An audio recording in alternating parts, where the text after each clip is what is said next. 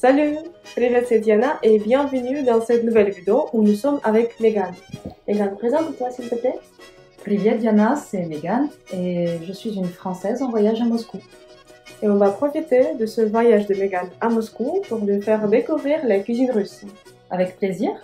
Et dans cette vidéo, Megan va déguster pour vous, pour toi, chaque plat russe, chaque des plats emblématiques de la cuisine russe et Megan va le faire les yeux fermés. Évidemment. Megan est ici en Russie pour son premier voyage, donc elle n'a pas encore eu beaucoup de possibilités pour déguster la cuisine russe. Alors Megan, on va commencer par une petite entrée. Avec plaisir Diana. Donc maintenant, voilà, tu peux goûter. Je vais montrer à la caméra.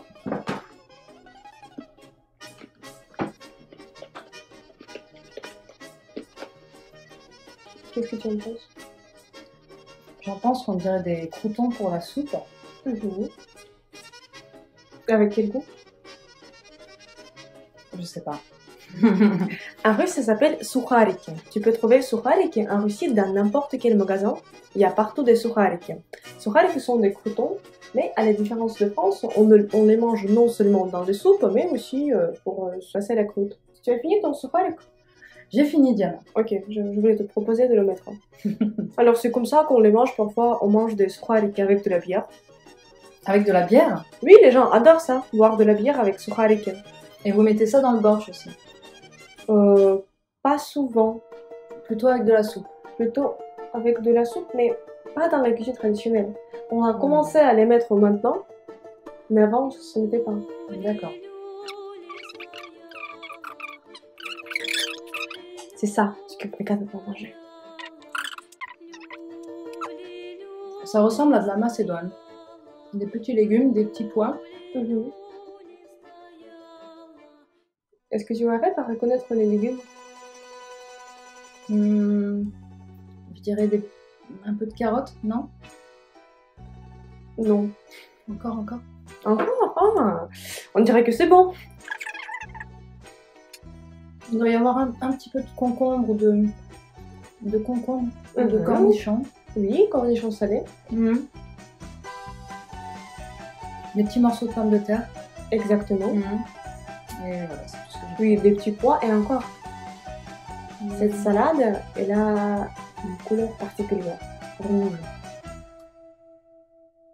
Il y a un légume qu'on adore mettre partout en Russie. La betterave. Exactement, la betterave. Et cette salade, elle s'appelle vinaigrette. Alors, ça c'est vinaigrette. D'accord. Et quand les Russes découvrent le vinaigre français, comment on prononce? Vinaigre. Le vinaigre français, ils pensent qu'il s'agit aussi de notre salade traditionnelle. On va passer à une autre salade assez légère. On dirait des carottes avec du chou. Exactement. Et ça s'appelle kvashene kapusta. C'est du chou fermenté. Parce qu'en Russie, comme on est en plein hiver maintenant, c'est froid et on ne peut pas pousser des fruits et des légumes. Et c'est pour ça que les Russes, avant, préparaient des légumes fermentés pour l'hiver. Et notamment cette salade, il y a beaucoup de vitamines, et de la vitamine C en particulier. T'es prête? Ouais. 1, 2, 3. Ça c'est bon. Oh. Ça c'est bon. Et qu'est-ce que c'est? Alors il y a du hareng. Oui. De la mayo. Bien sûr. On est en Russie. De la betterave. De la carotte. De la carotte, on peut en mettre, mais ici il n'y a pas. Ah, d'accord. Bah, j'ai décelé que la mayo. Ah oui, il y a un bout de carotte, tu as raison. Ils ont mis, parce que j'ai acheté des plats déjà préparés. Bah alors, carotte, betterave, hareng, mayo. Tu en veux encore? J'en veux encore. Ok.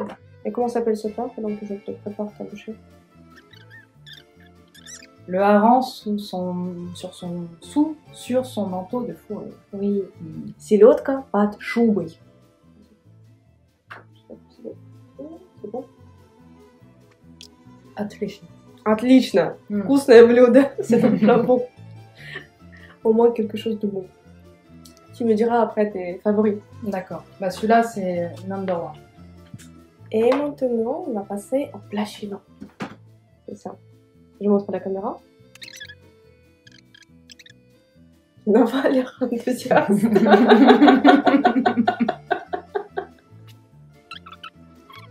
Gelé, quoi. Oui, c'est gelée de viande. En russe, on l'appelle холодец. Холодец, ou un autre nom, c'est студень. C'est un plat traditionnel qu'on prépare.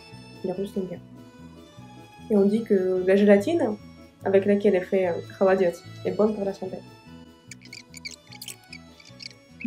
C'est ça ce que Megan vient de manger.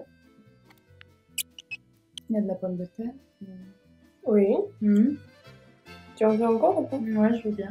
Un peu. Du thon avec des petits légumes. Et comment s'appelle cette salade? Tu la connais? Ne me dis pas que c'est les mimosas. C'est mimosa. D'accord. La salade mimosa. Elle est couverte du jaune d'œuf. Et pour ça, elle est jaune. Elle ressemble aux fleurs de mimosa. C'est une salade assez bonne. Et pourquoi tu ne l'as pas reconnue? Ben, c'est la question que je me pose. Il faudrait peut-être que je bois un peu d'eau. Ok. Les saveurs se mélangent. C'est ça.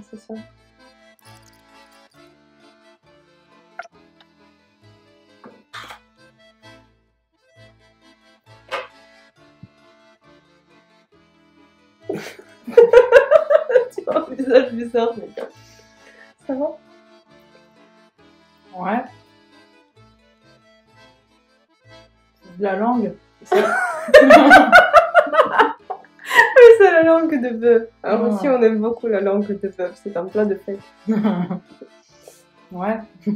C'est pas un plat de tous les jours, mais c'est vraiment un plat de fête. D'accord. Qu'on met à la table pour de grandes occasions.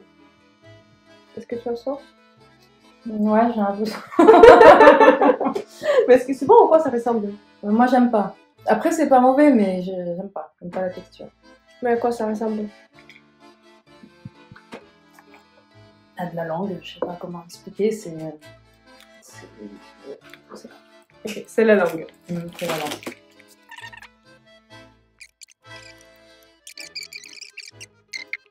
Alors, Megan, parle-nous s'il te plaît de ce plat.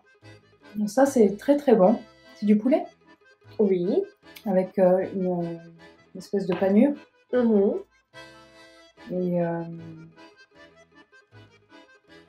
moi, j'étais sur les poulet et la panure. Oui, du poulet avec des herbes. Parfois, on y met un peu de fromage. Je sais pas s'il y avait du fromage là-dedans. Non, parfois, on y met du fromage. Et je pense qu'il y a aussi de l'ail. Oui, c'est aillé, ouais. Oui, parce que ça sent l'ail. Ça s'appelle котлета по-киевски. Côtelette à la Kiev. De Kiev, comment on dirait? Les deux se disent, plutôt de Kiev. Kiev. À la Kiev, non, ça va aussi. C'est un plat de l'époque soviétique que les Russes adorent. Je vais ajouter dans la description de la vidéo les recettes de ces plats et leur nom complet en russe et leur traduction. Alors, Megan, de là où on passe au plat suivant? On passe au plat suivant. D'accord. C'est une salade aussi. Mayo. Pommes de terre. Exact.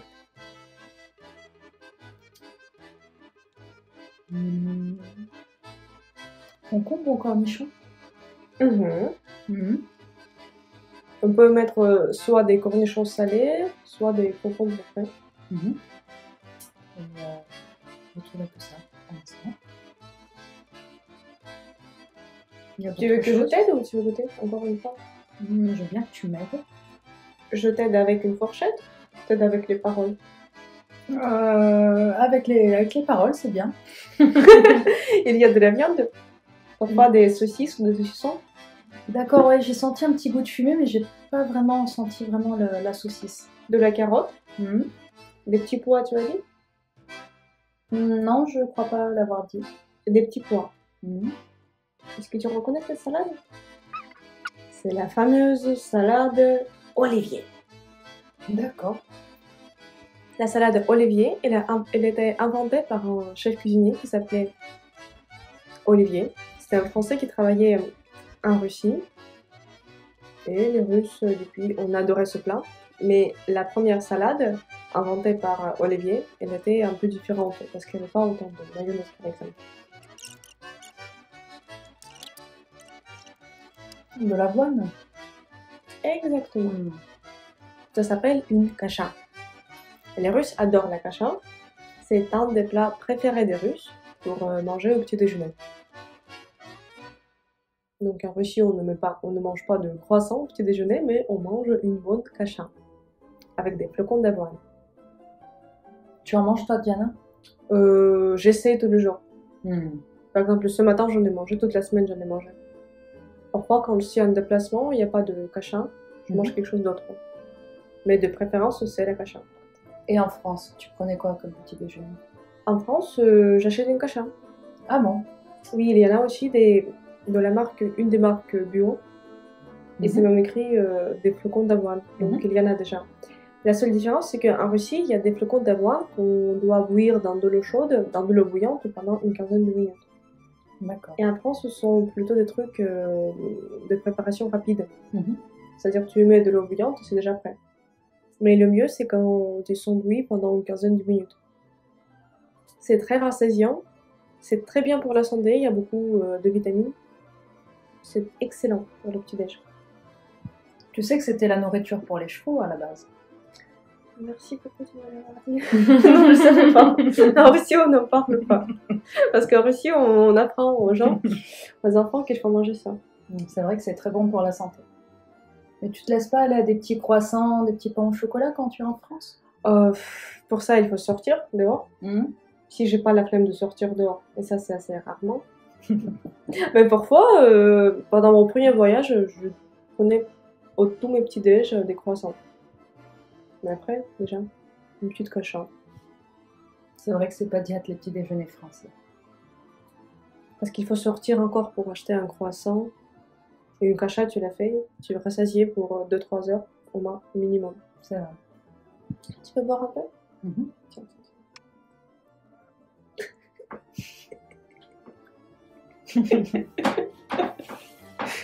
Tu ne t'y attendais pas?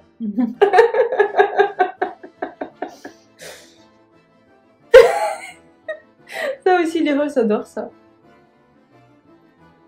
Non mais c'est pas mauvais, c'est du lait fermenté, non? Ah oui, tu en as déjà goûté? Ouais, mais au Maghreb, ça va un peu différent. C'est de la vache. Tu n'es pas allergique? Non, c'est bon. Moi, j'avais goûté de chèvre, c'est plus fort, donc ça, c'est meilleur. Non, c'est pas mal. Ok, très bien. Ça s'appelle kéfir. Kéfir, le lait fermenté, et Megan a tout à fait raison. On en boit aussi au Maghreb.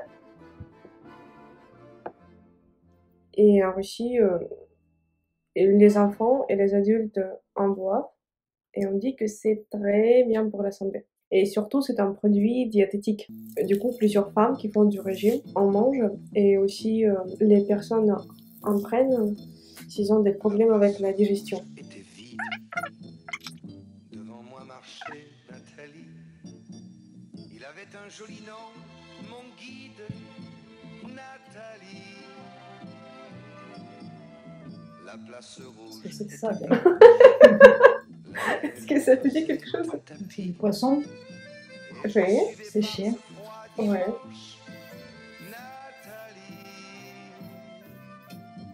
C'est la même texture qu'une semelle de chaussure.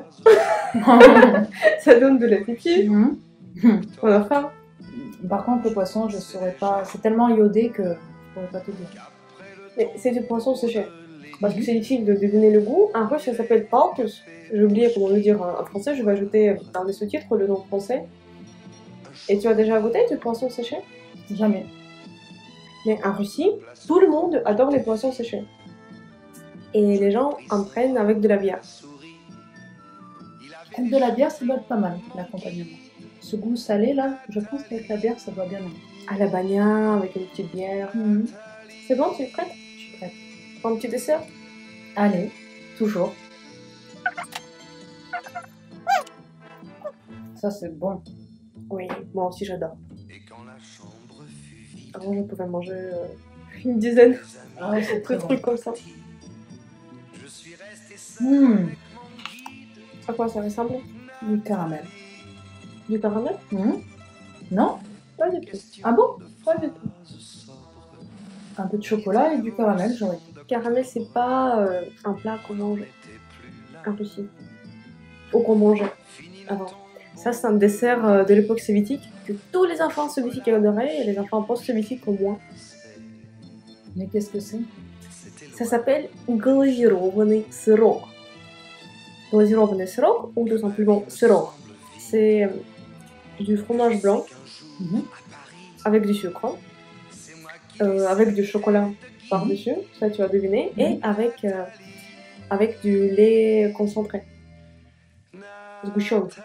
Ça a vraiment un goût de caramel, c'est surprenant. Tu connais sgущенка? Non, pas du tout. C'est comme le caramel, mais russe. Parce qu'avant, en Russie, il n'y avait pas de caramel, il n'y avait pas de Nutella. Mais il y avait sgущенка. D'accord. C'est un lait concentré avec du sucre. Oui, c'est très bon. Moi, j'adore ce rock. C'est délicieux. Et encore un petit dessert. Je vous montre la caméra. Une gaufrette au chocolat. Et alors? Oui, c'est Mishka Kosalap et c'est une des bonbons classiques qui vient de l'époque soviétique. Et même de nos jours, on l'adore en Russie. Tu peux enlever. Alors, Megan, parle s'il te plaît de ton plat préféré. Incontestablement celui-ci. Celui-ci. Ah oui. Srok. Comme dessert et comme plat principal. J'aime beaucoup le poulet. Котлета по-киевски. Et quel plat tu as aimé le moins? Je pense que tu as 3 candidats. C'est ça. Je dirais le poisson. Le poisson? C'est fort. C'est même pire que la langue de bœuf? La langue de bœuf, avec un petit accompagnement, je pense que ça marche très bien. Mais le poisson, ça a un goût tellement fort, tellement salé, que c'est tellement fort et tellement salé. Ok, mais avec de la bière, ça marche. Elle est où la bière, Diana? Pour une autre vidéo, déguster des bières russes. Et ça, et le lait. T'aurais pu me ramener de la vodka au lieu de me ramener du lait. J'ai pas de vodka. Cette vidéo est peut-être pour les enfants. Regarde, je sais qu'il y a des enfants qui regardent aussi, donc on va boire du kéfir. D'accord. Et dis-moi, s'il te plaît, quel plat tu aurais aimé préparer en France? Chez toi? La betterave. Sur son manteau de fourrure. Селедка под шубой. C'est déjà, c'est très beau, parce que la couleur de la betterave est très jolie. Et puis je pense que c'est relativement simple et rapide à préparer. Comparé au mimosa. Au mimosa, on en fait en France aussi, mais c'est un peu plus long. Pour les œufs. Oui.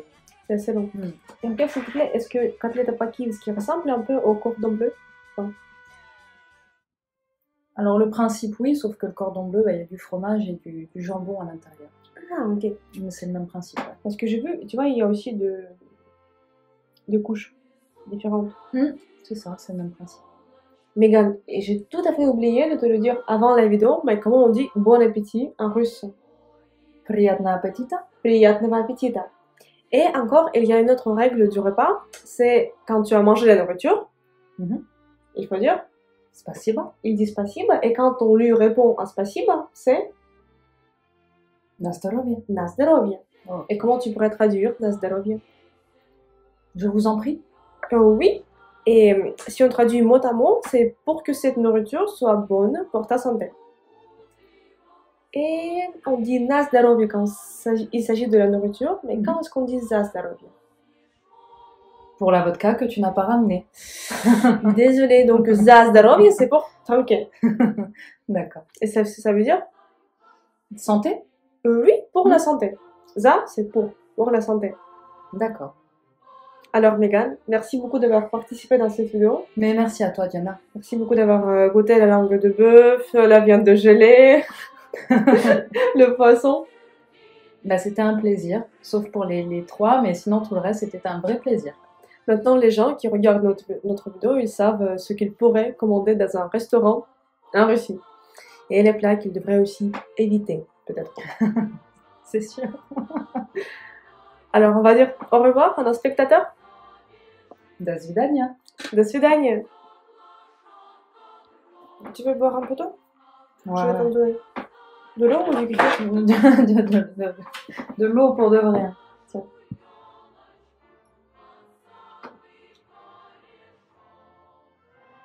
C'est méfiante.